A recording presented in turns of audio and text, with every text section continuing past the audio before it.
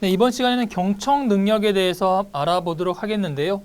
좀 전까지 이제 문서를 통한 의사 표현 능력, 의사소통 능력을 보셨다면 지금부터는 언어와 관련된 측면이라고 구분해서 생각하시면 되겠습니다.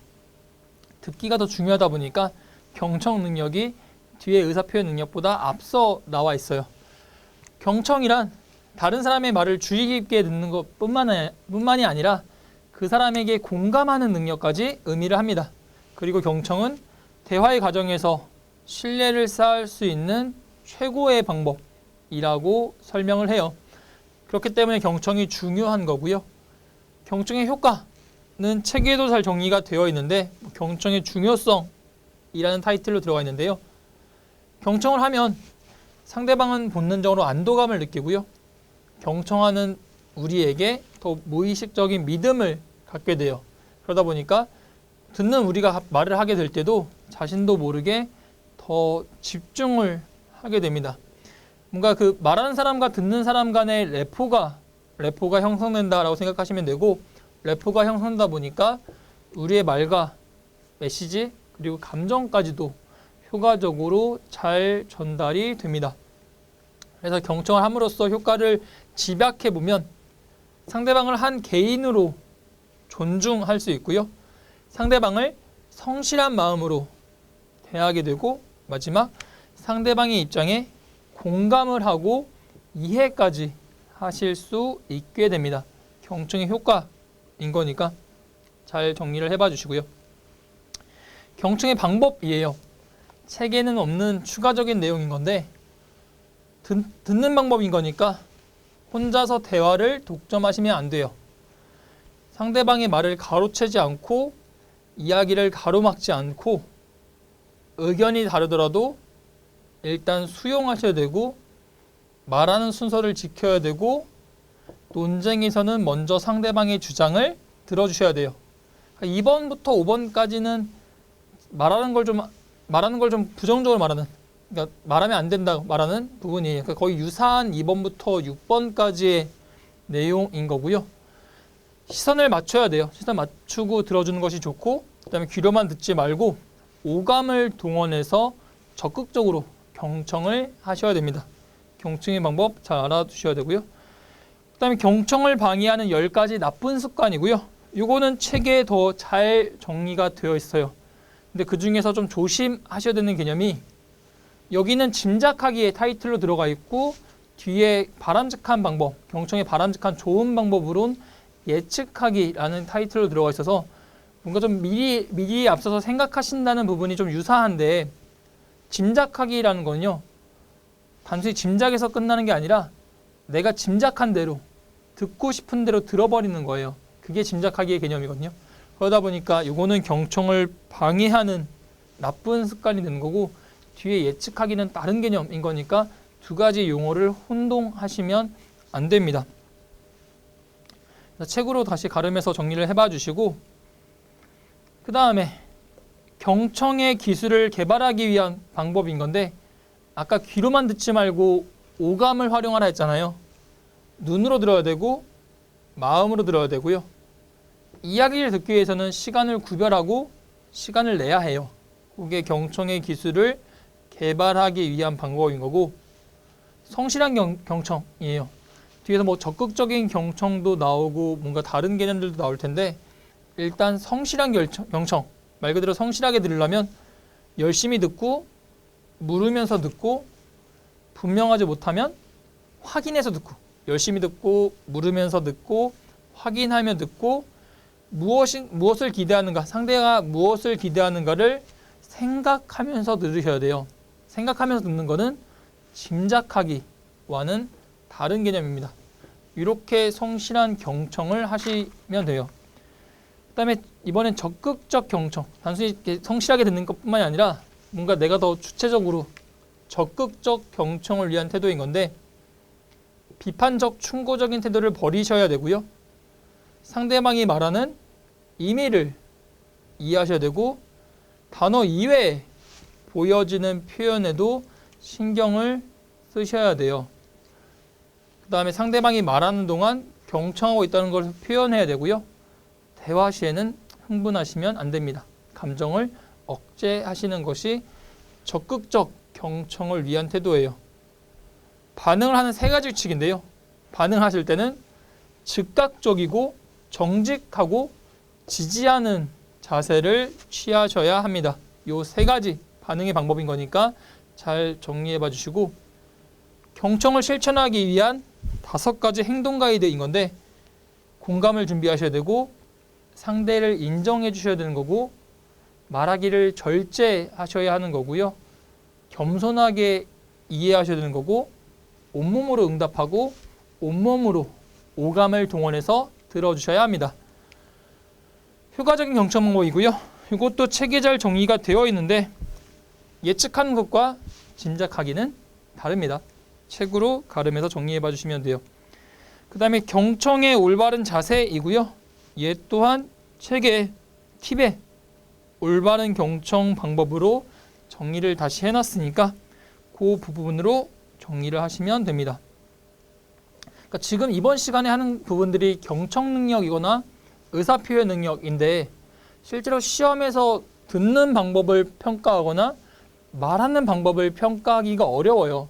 그러다 보니까 지금 이론에 국한돼서 주로 출제가 되는 부분이라 이론적인 내용을 잘 정리해 주셔야 고득점이 가능한 부분이세요. 그러니까 이론을 아셔야 되는 부분인 거지, 실제로 들어봐, 말해봐 라고 하실 수가 없잖아요.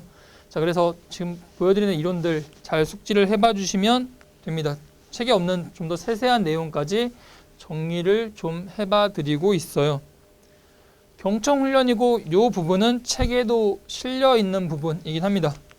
책과 연결시켜서 정리를 기억을 해봐 주시면 되고요.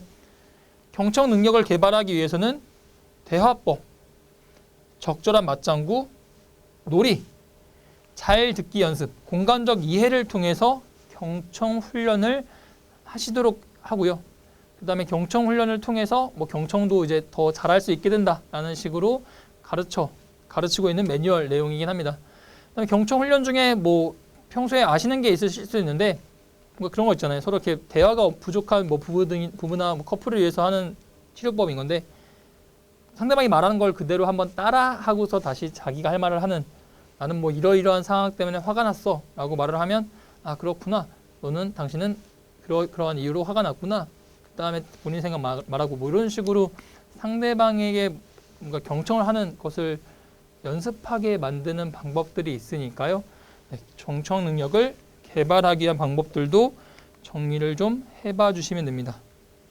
그리고 각 맞장구의 예들을 드렸으니까요. 질문을, 그래서 어떻게 되었습니까? 라고 질문을 하면 요거는 재촉하는 맞장구인 거고, 이런 맞장구를 해주셨을 때 조금 더 너의 말에 집중하고 있어 라는 것을 좀 더 표현하실 수 있는 부분이 됩니다. 그 다음에 경청의 중요성인데요. 만약에 이런 문구가 인용이 된다면 끝까지 읽으실 것도 없이 바로 경청이 중요하다라는 내용을 확인하시고 넘어가시면 돼요. 읽어보시고 경청에 대한 활용될 수 있는 문구들 정리를 해봐 주세요. 그 다음에 마지막으로 이제 공감적 이해에 대해서 좀 정리를 할 건데, 그 경청이 성실한 경청, 열심히 듣는 거 있었고, 적극적 경청도 있었고, 뭔가 공감적 이해를 위한 경청도 있는 건데, 공감적 이해라 하면요, 말 그대로 공감이 필요해요. 청자가 상대방의 입장이 되어서 그의 주관적인 세계를 이해하는 것을 의미합니다. 그게 공감적 이해고요. 그 공감적 이해에는 3가지 수준이 있어요. 그 3가지 수준이 있고, 아래로 갈수록 좀 더 심화된, 좀 더 제대로 된 이해라고 생각하시면 될 텐데, 인습적 수준의 경우에는요, 청자가 상대방에 대한 말을 듣기는 해요. 근데 약간 피상적인 수준에 그칩니다. 즉, 그냥 듣는 사람이 자신의 생각이 사로잡히기 때문에 그냥 자기 주장만 할 뿐, 상대방의 생각이나 느낌과 일치되는 그런 의사소통은 하지 못하는 경우를 인습적 수준이라고 말을 해요. 그러니까 거의 그냥 피상적인 거고 제대로 경청이 안 된 부분이라고 생각을 하시면 됩니다. 그다음 두 번째로 기본적 수준이고요. 듣기는 들어요. 대체로 청자는 상대방의 행동이나 말에 주의를 기울여서 상대방이 현재 마음 상태 또는 전달하려는 내용, 마음 상태나 전달하고자 하는 내용을 정확하게 파악하고요. 그에 맞는 반응을 보이긴 합니다. 이게 경청의 기본적인 수준이에요. 근데 이게 공감적 이해에서 가장 깊은 단계인 심층적 수준으로 내려가게 되면요. 말 이상의 무언가를 공감하시도록 공감하는 단계라고 생각하시면 돼요. 청자는 듣는 사람은 언어적으로 명백히 표현되지 않은 말로 표현되지 않은 상대방의 어떤 감정, 내면적 감정이나 그 사고까지 지각을 해서 이를 자신의 개념 틀에 의해서 왜곡 없이 충분히 표현함으로써 상대방의 적극적인 성장 동기를 이해하고 표출한 단계라고 생각하시면 됩니다. 인습적 수준, 피상적인 거고요. 기본적 수준, 그냥 이해는 하는 편인데 공감은 좀 떨어지는 거고, 심층적 수준에 가면 말 그 이상의, 말 이면에 숨은 것까지 파악하시는 단계가 공감적 이해의 가장 깊은 수준이다 라고 생각하시면 되겠습니다. 경청 능력을 실제로 테스트하기 어렵다 보니까 이런 식의 이론을 통해서 묻는 경우가 많아서 지금 보여드린 이론들을 잘 정리해 두셔야 고득점이 가능하신 경청 능력이다 라고 생각하시면 되겠네요. 이번엔 말로 표현을 하는 의사표현 능력을 살펴볼 텐데요. 의사표현 능력이란 말하는 사람이 자신의 생각과 감정, 생각 감정을 듣는 사람에게 음성 언어나 신체 언어로도 표현을 하는 능력을 말해요. 그 다음에 피터 드러커가 말하길 인간에게 가장 중요한 능력은 자기 표현이라 말해요. 그리고 의사소통에 의해서 그 좌우가 된다고 말을 합니다. 이거는 의사표현 능력의 중요성을 말하는 문구 인용문이에요. 이렇게 나오면 의사표현이 중요하다라고 생각하시면 됩니다. 그러면 의사표현이 무엇이니? 라고 말을 하면 한마디로 말하기예요. 말하기인 건데, 말하는 이가 자신의 생각과 감정을 마찬가지인 건데 듣는 이에게 음성 언어나 신체 언어로 표현을 하는 거고요. 말이 그 사람의 이미지를 결정합니다. 그래서 말하는 것은 굉장히 중요하다라고 표현하고 있어요. 매뉴얼에서.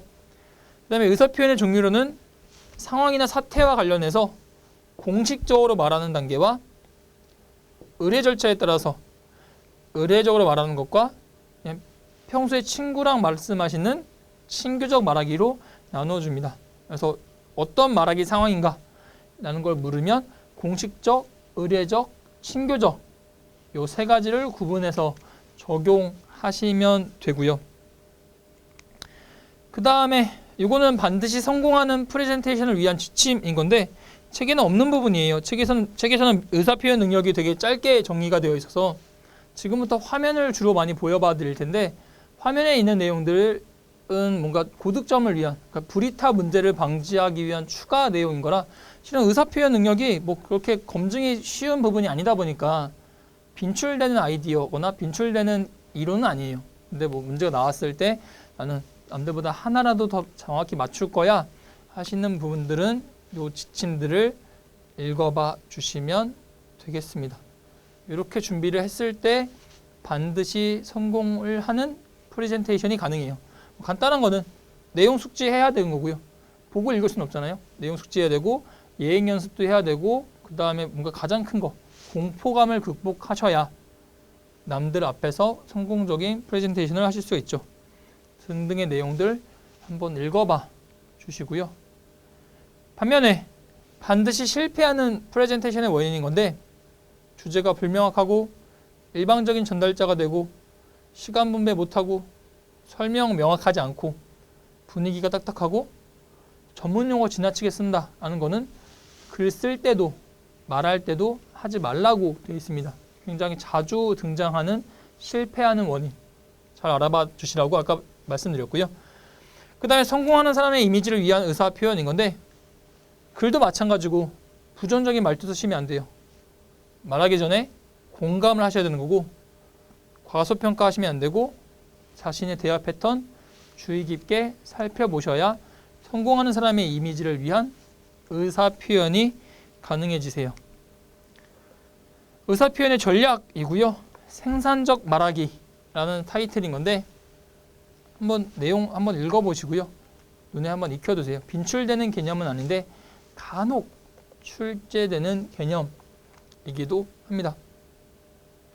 대체로 뭔가 그 감정에 관련된 것들이 많은데 뭔가 마음의 균형 잃으면 안 되고 감정적으로 받아치시면 안 되고 모욕적인 말 하시면 안 되고 속셈을 쉽게 드러내시면 안 되고 뭔가 강박감에서 벗어나셔야 되는 거고 다른 사람의 기분에 좌우되면 안 돼서 뭔가 의사 표현할 때 뭔가 감정적인 것 때문에 망치시면 안 된다라고 생각하시면 될 겁니다. 이제 원활한 프레젠테이션을 위한 노력인 건데요. 얘 또한 뭐 빈출되는 개념은 아니어서 한번 화면 멈춰두시고 읽어두시는 것으로 족하실 것 같고요. 그 다음 의사 표현에 사용되는 적절한 언어들인 건데 잘못된 언어 습관 보시면 뭐 중얼거린다든지 소리를 지른다든지 너무 단조롭다든지 간조어 막 이런 간조어 있잖아요. 중간중간에 뭔가 이런 상황을 많이 쓴다든지 아니면 헤매인다든지 이런 것들이 잘못된 언어 습관인 거고 나머지 뭐 대화체 간결하고 필요하고 정확하고 감각적이고 중요한 건 이해하기 쉬우면서 상세하고 구체적인 언어를 사용하시는 것이 사용되는 적절한 언어가 됩니다. 가끔 나오는 문제고요. 일단 얘는 내용 정리를 넣어놓은 거고 뭐 자주 출제되는 개념은 아닌데 기본적으로 어떤 상황이 주어졌을 때 대체로 해결책이 그 문제 내에서 같이 등장하는 경우들이 있어요. 그러니까 미리 안 보시더라도 뭐 말하기 전에 너무 떤다.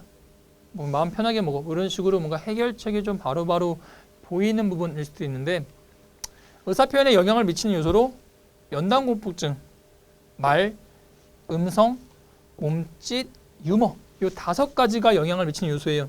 그중에 연단공포증에서 그나마 출제되는 것이 얘는 본질적인 것이기 때문에 완전히 치유할 수는 없어요.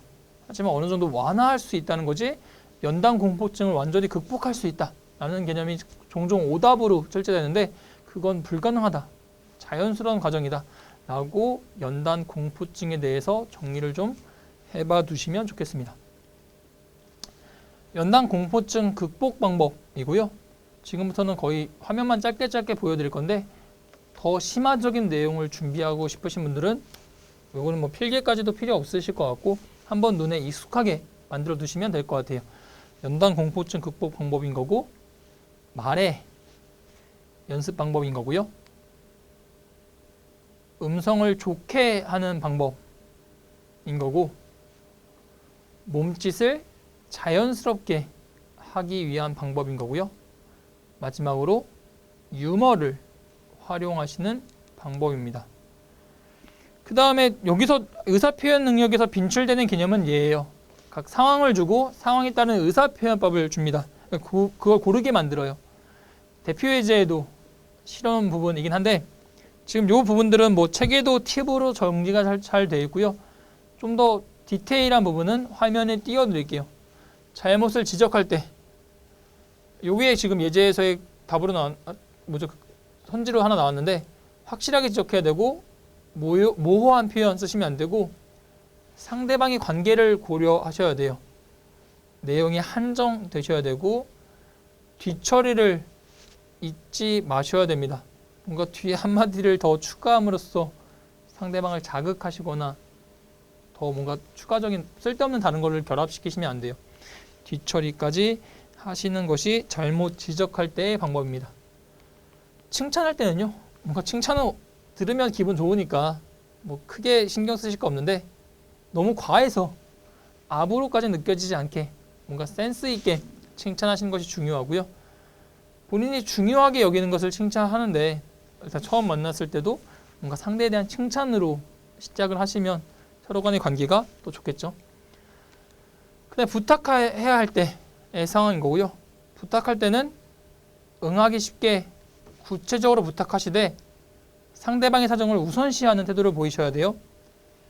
구체적으로 제시를 해야 상대방이 그것을 받아들일 수 있을지 없을지 고민하실 때 조금 더 도움이 되실 거고, 혹여나 거절을 당하시더라도 싫은 내색을 하시면 안 됩니다. 부탁할 때 방법인 거고요. 요거 거절할 때, 요게 지금 예제의 정답과 관련된 건데, 사과를 한 다음에 응해줄 수 없는 이유를 설명해요. 그 다음 불가능하다 여겨질 때는 모호하게 대답을 하기보다는 단호하게 거절하시는 게 좋고요. 거절할 때도 뭔가 좀 테크닉 있게 딱 부러지게 말을 하면 조금 기분이 나쁠 수도 있으니까, 뭔가 모호한 태도는 보이지 않되 단호하게 거절을 하되 상대방의 기분이 나쁘지 않을 정도의 대답을 하시는 것이 필요합니다. 명령해야 할 때 강압적으로 안 되고요. 부드럽게 표현하는 것이 명령할 때 좀 더 바람직하게 됩니다. 설득할 때 밀어붙이기식을 하시면 안 돼요.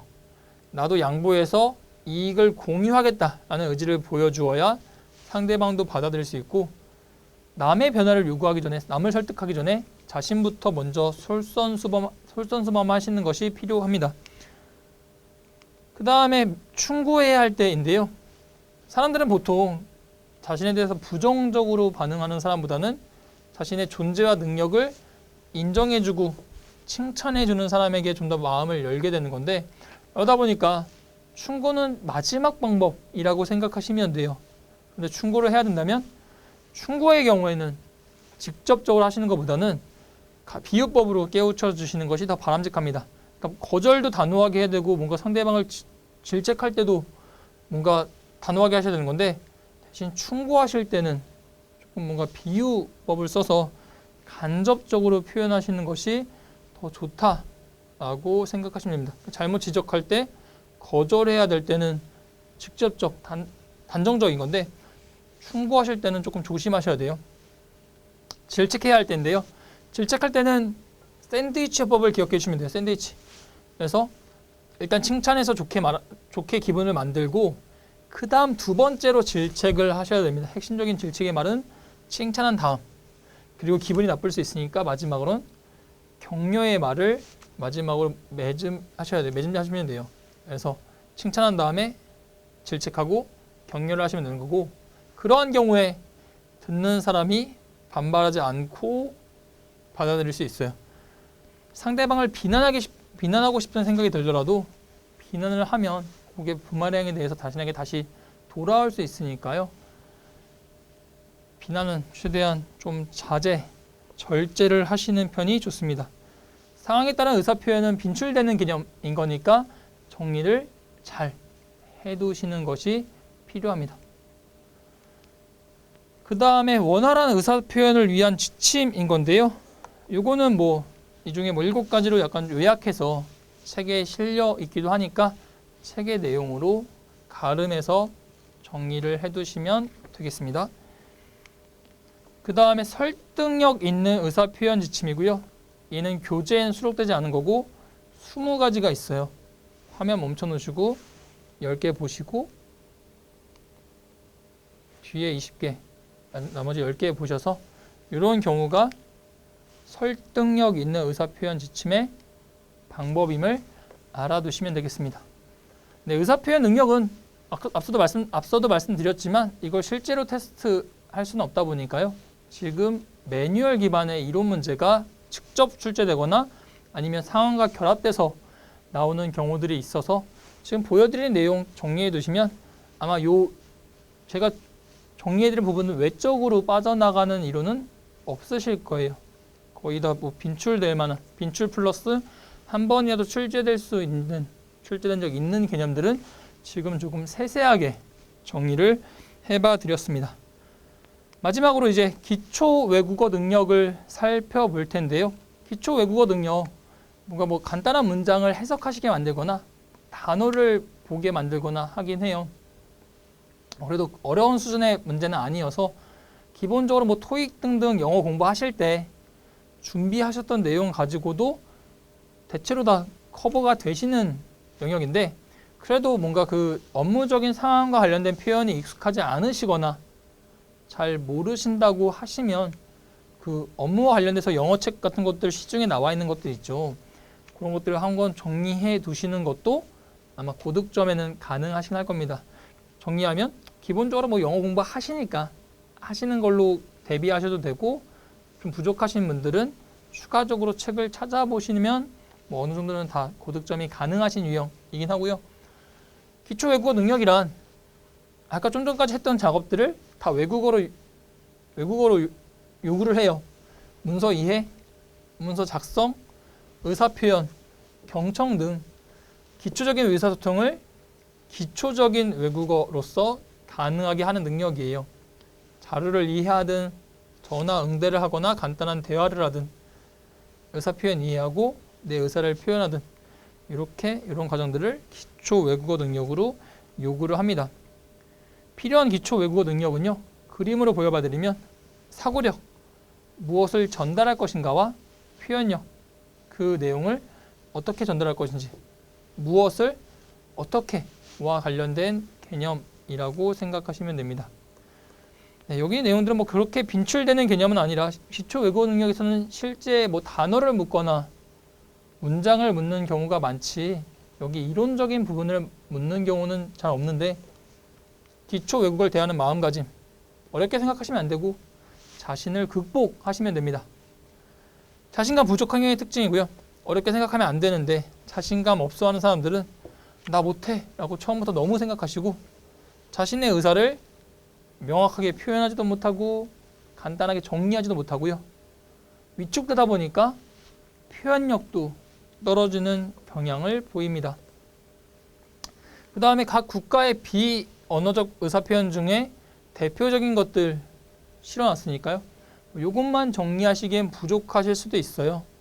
여기 내용 플러스 뒤에도 뭔가 표로 다시 정리를 해놨으니까 비언어적 의사표현법들은 좀 정리를 해두셔야 아실 수 있을 겁니다. 그 다음에 비언어적 표현 방식에는 뭔가 표정으로도 있고 음성으로도 있는데 관련된 내용은 책에도 좀 정리가 되어 있으니까 책으로 가름하시면 되고요. 책에 없는 부분 중에 작은 목소리가 있는데 작은 목소리를 말한다는 얘기는 자신감이 결여되어 있다는 거고, 빠른 속도는 공포나 노여움인 반면에 느린 속도는 긴장을 했거나 또는 저항의 개념일 수도 있으니까 이 두 가지 내용은 책에 추가를 해두시면 되겠네요. 그 다음에 외국인과의 의사소통에서 피해야 할 행동인데요. 네, 보시고 우리나라 사람들과 비단 외국인뿐만이 아니라 우리나라 사람들과도 의사소통할 때 피하셔야 되는 부분이다 보니까요. 내용 어렵지 않으실 거예요. 한번 쭉 훑어봐 주시면 되겠습니다. 그리고 이 내용은 책에도 좀 정리가 되어 있습니다. 책으로 가름하셔도 되는 부분이고요. 각국의 바디랭귀지를 정리해 놨어요. 네, 화면 멈춰두시고 잘 정리를 해두시면 되겠습니다. 똑같은 오해 표현이더라도요. 영어권에서는 좋다의 표현인 반면에 프랑스에서는 제로거나 아무것도 없다, 없을 문자의 개념이기도 하고, 뭐 일본에서는 돈이기도 하고요. 지중해권에서는 동성연애일 수도 있고, 브라질에서는 좀 외설적 표현이기도 합니다. 그래서 똑같은 바디랭귀지라도 각 나라에 따라서 의미가 다를 수 있으니까요. 엄지 세우기의 경우에는 공통적으로는 뭐 권력, 우월, 지배, 최고 이런 걸 의미하는데, 반면에 영국이나 호주, 뉴질랜드의 경우에는 자동차 세우는 걸 엄지 세우기로 표현하고요. 반면에 그리스에서는 저리가, 꺼져의 표현을 엄지 세우기로 표현을 해요. 유럽에서는 비웃기로 표현을 하니까, 그러니까 보셨을 때, 이런 거 보셨을 때 우리나라 비슷한 상황을 묻지는 않거든요. 좀 우리나라와 좀 이렇게 좀 색다른 경우를 묻는 경우들이 있으니까 그런 경우들은 내용을 잘 정리해 두셔야 아마 나왔을 때 바로 아실 수 있을 거예요. 얘는 정리가 안 돼 있으시면 답을 상식에 기반해서 고르시기는 조금 어려우신 부분이긴 합니다. 네, 그렇게 되는 바디랭귀지였고요. 그 다음에 기초 외국어 능력을 향상을 위한 공부법인 건데 당연한 얘기예요. 화면 잠깐 멈춰두시고 한 번씩 읽어보시는 것만으로 족하실 겁니다. 공부법이고요. 여기까지 해서 이제 의사소통 능력에서 기초 외국어 능력까지 나머지 세세한 내용들 살펴봐서 강론에 대한 파트까지 전부 다 다뤄봤는데요. 이제 실제 기출문제와 출제 예상 문제를 통해서 이런 내용을 어떻게 실제로 푸실 수 있는지를 잠깐 쉬셨다가 다시 설명을 드려보도록 하겠습니다.